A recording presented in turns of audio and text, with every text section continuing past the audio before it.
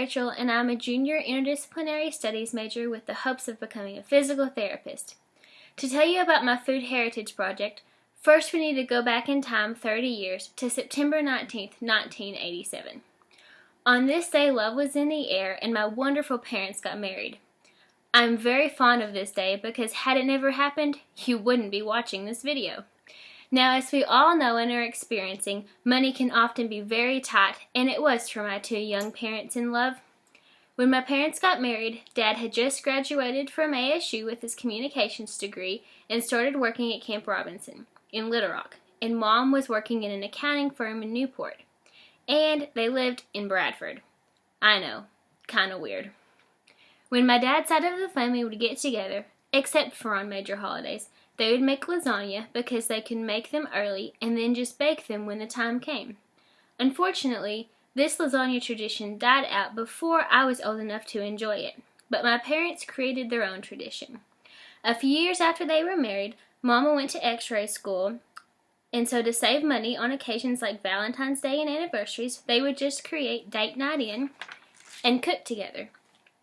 Daddy, being the romantic that he is, decided to make it more special. He had to get creative.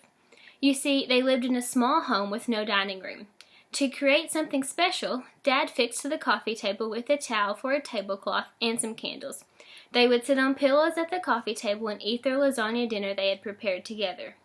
Growing up, I became a part of this tradition, helping make the meals and sitting on pillows in the floor eating dinner. I thought it was the coolest thing.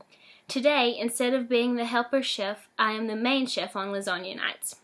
With that being said, it's time to talk about my lasagna. When I learned to make lasagna, I didn't learn with a recipe because Mom doesn't use one.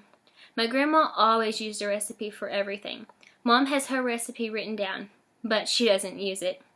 To start my lasagna, you first have to brown the hamburger meat to make the sauce. After that, you add crushed tomatoes and tomato sauce to the pan. Next comes the fun part. Seasoning. We use garlic powder, Italian seasoning, oregano, thyme, and basil. Because we don't have a specific recipe, you just season it until it tastes right. Once your sauce is seasoned correctly, you let it simmer for a while.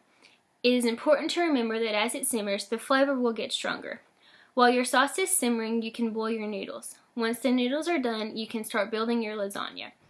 In your casserole dish, you lay your sauce, noodles, cottage cheese, grated Parmesan cheese, mozzarella slices, and then you start over with sauce until the pan is full. Always make sure you end with sauce on top. You will then bake it at 350 for 45 minutes. Now, due to logistics, you don't get to see a cooked version of my lasagna in this video because I had to make it ahead of time and freeze it before class, so stay tuned for the final product and I hope you enjoy.